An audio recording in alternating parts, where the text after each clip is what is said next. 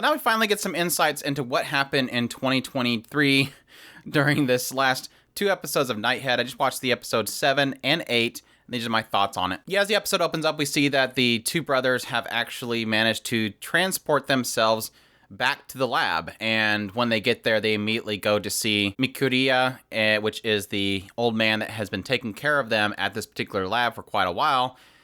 And yeah, that's when he pretty much lays out a lot of really interesting stuff. Yeah, pretty much he explains the fact that, yeah, in 2023, essentially, a splitting happened. It wasn't that my original theory that, people woke into spiritual powers and just a lot of people died. No, what essentially happened was a splitting of the Earth into two Earths. And this lab, apparently, is like an intermediate world that they created in order to come back and save the people of the previous Earth, because essentially 2/3 of the population of Earth itself were pretty much acceptant of the spiritual ways and spiritual powers and everything. And so those that actually accepted this spiritual plane were transported to this other Earth. And everybody that was left behind, the 1/3, was essentially people that are more, I guess, acceptant of the physical is the only thing. The physical is the true nature of mankind. And apparently this Misaki guy was the one that kind of foreseen that this all would happen and this prophecy would happen. And so he had essentially Mikuria create this lab and bring these two brothers to it because he kind of foreseen all this stuff would happen. And there's a hope that eventually these two brothers will eventually be able to go back to this spiritual world, because that's where apparently there's no borders, there's no wars, it's very peaceful, everybody's kind of happy together, which is kind of interesting. I don't know whether it believes that this idea that everybody there are psychs, and then the idea of everybody being equal mind and having powers at the same time as not fighting each other is, I guess, technically very interesting to me. I'm kind of curious if at some point they'll actually show that other world, because it sounds like an impossibility, but at the same time, that's what they're claiming. And of course, Naoto's like, well, then why'd you bring us here? Why are we in this world? You promised us that the world would accept who we are, which is true in the other Earth, but they're in this Earth, the one left behind, where they're not accepted. And what he begins to explain is that essentially they're being tasked with essentially trying to save those that are still on this Earth, that they want to come back here to give them one last chance to save them and bring them to this new world, because, as we find out later, this Earth, this existence, this physical obsessed world is going to be destroyed. And so this is kind of their last hope to kind of be saved. And even though, again, it seems like Naoya is kind of okay with it. He's for helping these people. Naoto's like, no, you're putting this on us, and we don't want this. This is unacceptable. But eventually, this Mikuria does point out the fact that everybody else that has been kind of helping them along the way are all returning back to the previous world. So they show Emilia. She disappears because her role was completed and she went back to the other world. And similarly, Mikuria eventually dissipates and disappears, having fulfilled the role that he was. And that was to tell them all about this, and also to give them the book that Shoko was writing, which basically tells the future. And so they're going to use this as we go on to basically, I guess, try to fulfill all these foreseeable futures in order to, I guess, save mankind. On the other side of everything, we get a quick glimpse of Takuya, and he's talking to his commander, and he's like, if you see these guys again, kill them.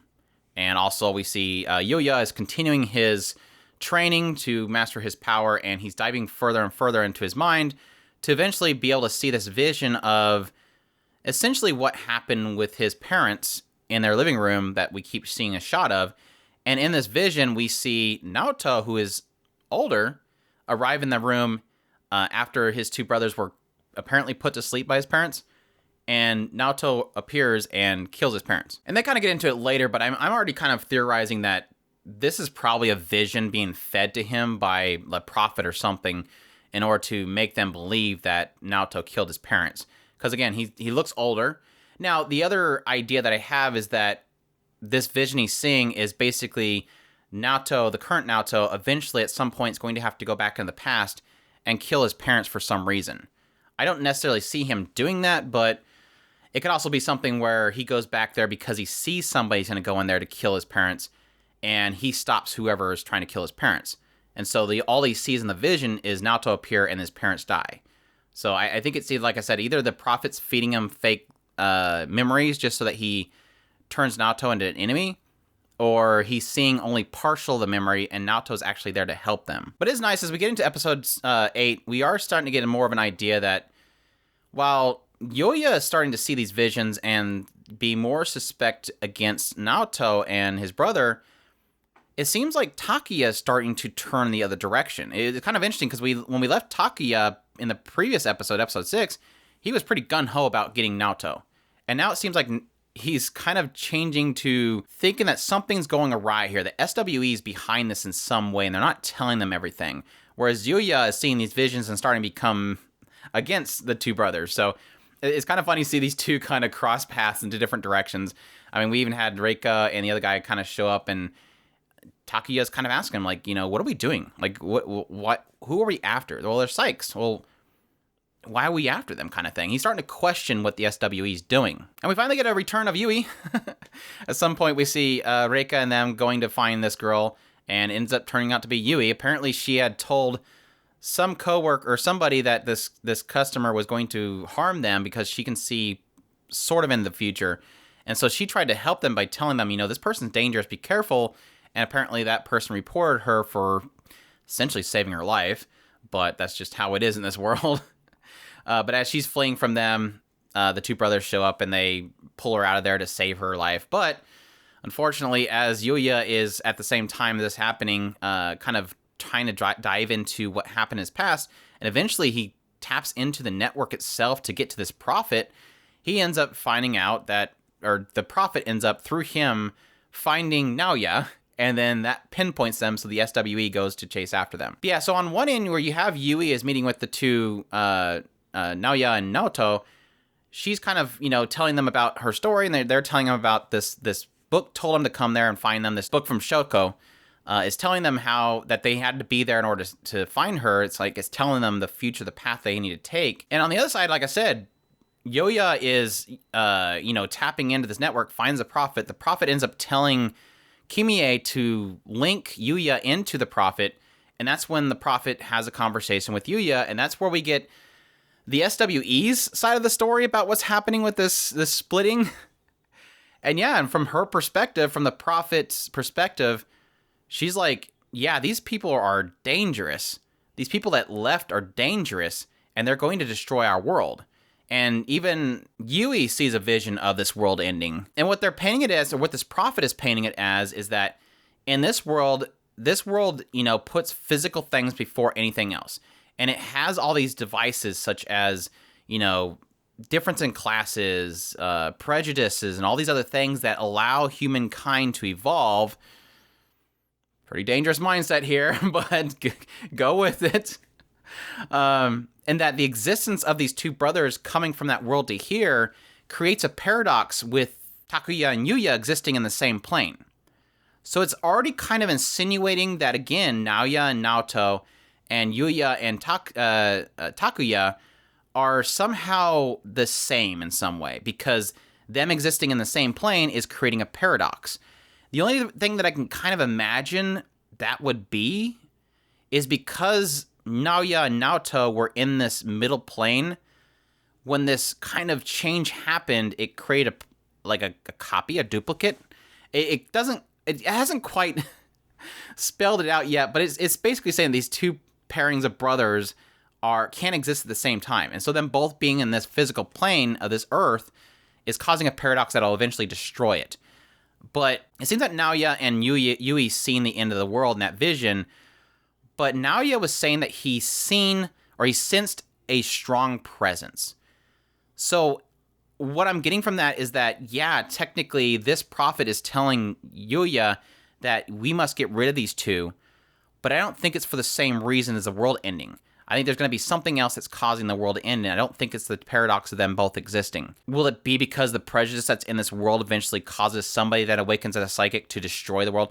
Maybe we'll have Masayuki come back, crazy psycho kid. They've already mentioned the fact that Masayuki is extremely powerful, so I don't know. I just immediately think that he's going to show up at some point because they keep him alive and he keeps destroying things. So yeah, crazy last 2 episodes. They're really kind of taking this whole aspect of the disappearance of the 2/3 of the population into a really crazy direction that I really wasn't expecting.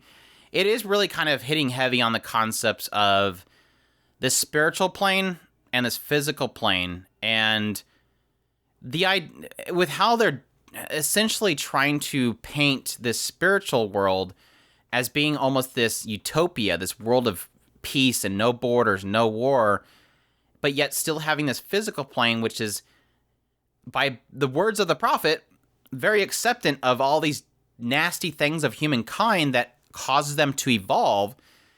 It is really kind of laying it out as almost... We're treading in the world of end times biblical stuff in theory, and the idea of this ascendance of spirits that are acceptant of something, and the leaving behind of all the people who, treasure physical possessions and the physical world itself. But yet, and you technically do have this one point where they pretty much draw a comparison of Noah's Ark and the idea that when the flood happened, only these people were saved that went on the flood or with the ark. But they want to do something different where they want to go back, instead of letting them die in the flood, they want to come back and save them so that they can, go with them. So again, it's really drawing a lot of kind of biblical comparisons there. Decently fascinating in that regard, but still, it's I'm really curious, like I said, if at some point they're actually going to show us this spiritual world where everybody's super happy. It does seem like they had to use some crazy machinery in order to transport certain people back into this other world so they can assist the 2 brothers in their mission. It seems like Shoko is also seemingly in the middle area. They mentioned the fact they use Shoko's ability to actually create this middle world plane that they can kind of go from one to the other. Basically, Shoko's like a bridge because she has the ability to walk between the 2 worlds. One weird thing is, and maybe I just misread it, at some point, a weird thing the prophet said was that she seeks to protect this world of the physical alongside Takuya. And I didn't quite get... I think the prophet said that. I haven't even have it in my notes like that, so I don't really quite know what that was about. Unless there's another Takuya besides Yuya's brother that she's talking about. I almost, for I guess when she said that, I immediately thought she was talking about the commander, Daisuke. But very weird statement. I don't know what that's about, but yeah, crazy last 2 episodes. Like I said, really going in an interesting direction that I really wasn't expecting, but yeah, interested to see where this goes from here. But that's my thoughts on episodes 7 and 8 of Nighthead. Hope you guys enjoyed my impressions. If you did, leave a like down below. Comment, let me know what you thought of the episode. Subscribe if you haven't already. Share this video if you can. Support us on Patreon if you have a couple bucks, and y'all take care.